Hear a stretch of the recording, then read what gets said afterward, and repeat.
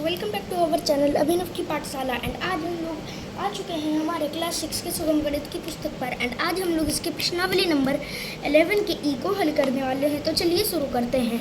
अब हमारा पहला क्वेश्चन क्या है कि एक दूसरे यहाँ पर जो कुछ है रिक्त स्थानों को भरिए। तो यहाँ पर इसमें दो क्वेश्चन है, दोनों को हम लोग हल करेंगे। पहला है एक वर्ग के विकर्ण एक दूसरे पर क्या होते हैं, तो लंब होते हैं। अगर आप लोगों ने इसके बारे में पढ़ा होगा, पीछे यहाँ पर कुछ दिए हुए हैं स्मरण रखने योग्य गणितीय तथ्य, तो इन सबको अगर आप लोगों ने पढ़ा होगा तो आप लोगों को पता चल जाएगा इसके बारे में। ओके ना। तो यहाँ पर हमारा पहला क्वेश्चन 11 के ई का क्या है, ये है कि वर्ग के विकर्ण एक दूसरे पर क्या होते हैं, लंब। दूसरा क्वेश्चन है कि समांतर चतुर्भुज के विपरीत कोण क्या होते हैं, तो बराबर होते हैं। विपरीत कोण भी और भुजाएं भी। ओके, तो क्या होगा, समान होते हैं। नेक्स्ट है समचतुर्भुज के विकर्ण एक दूसरे का लंब होते हैं या नहीं होते हैं, या तो हम लोगों को यहाँ पर होते हैं लिखना है या फिर क्या लिखना है, क्या होते हैं ये बताना है। ठीक है ना। लंब समद्विखंडक होते हैं। ओके ना। लंब क्या होते हैं, लंब समद्विखंडक, ये बात याद रखनी है हम लोगों को। तो तीसरा क्या है, समद्विखंडक, समद्विखंडक। तो दूसरे का आंसर हमारा क्या होगा, लंब समद्विखंडक। नेक्स्ट आगे अभी हमारे 3 और क्वेश्चन है, तो 3 क्वेश्चंस को हम लोग इस साइड पे कर लेते हैं। अब आयत के प्रत्येक कोण की माप क्या होती है, तो 90 डिग्री होती है। सबको पता है, हम सभी को पता है। अगर आप लोगों ने पढ़ा होगा तो आपको पता होगा, ये 5वीं 6वीं में भी पढ़ाया जाता है, और ये भी 6वीं की पुस्तक है, 4वीं 5वीं में आप लोगों को पढ़ा दिया गया होगा। नेक्स्ट उसके बाद सेकंड क्या है क्वेश्चन, मतलब सेकंड एंड 5th क्वेश्चन क्या है, ये है कि यदि किसी चतुर्भुज की सभी भुजाओं की लंबाई बराबर हो और विकर्ण असमान हो तो उसे क्या कहेंगे, मतलब लंबाई बराबर होनी चाहिए चारों भुजाओं की।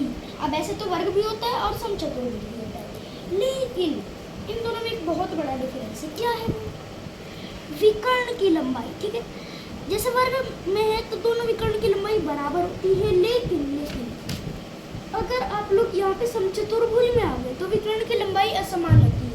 तो ये क्या होगा, समचतुर्भुज। ओके, समचतुर्भुज हो गया। नेक्स्ट छठा क्वेश्चन। अब ये छठा नंबर क्वेश्चन क्या है, यदि किसी समांतर चतुर्भुज के विकर्णों की लंबाई बराबर और आसन्न भुजाएं असमान हो तो उसे क्या कहा जाएगा, मतलब विकर्ण की लंबाई बराबर और आसन्न भुजाएं असमान, ऐसे में हम लोग इसको क्या कहेंगे, आसन्न भुजाएं, मतलब ऐसे।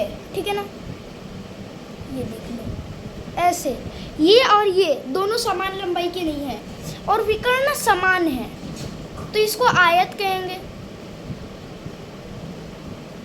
नेक्स्ट दूसरा क्वेश्चन, वर्ग के विकर्ण एक दूसरे पे लंब होते हैं, हमेशा लंब होते हैं या हमेशा नहीं होते हैं, तो इसका आंसर आना चाहिए क्या, असत्य, क्योंकि ये कभी लंब नहीं भी हो सकता है।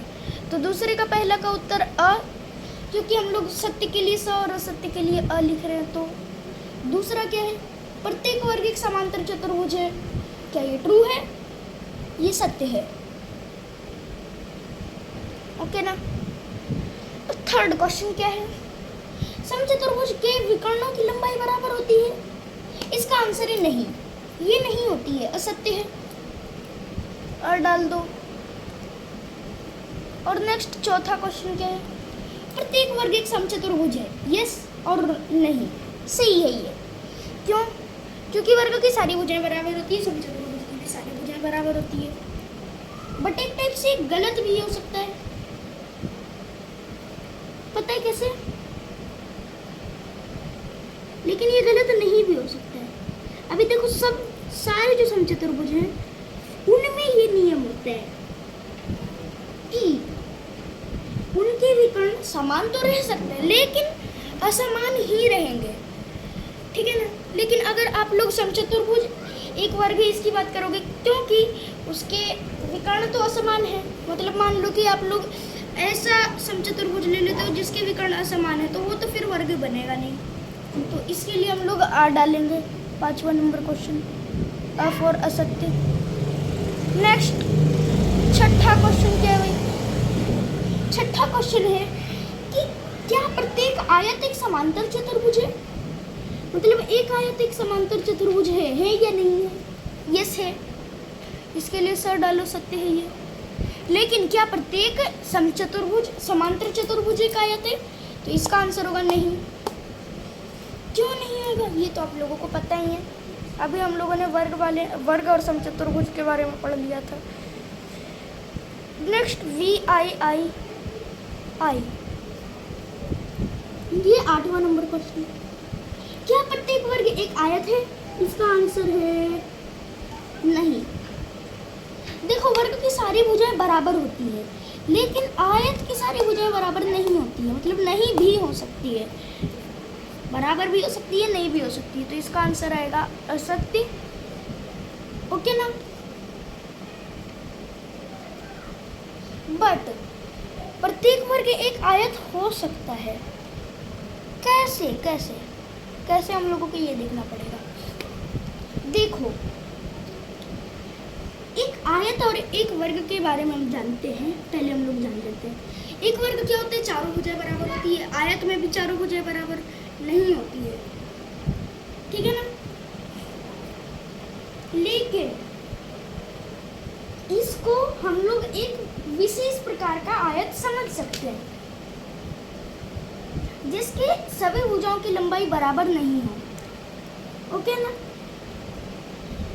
तो ये तो सही हो गया, ये तो सत्य है, लेकिन इसका लास्ट अंतिम असत्य हो गया।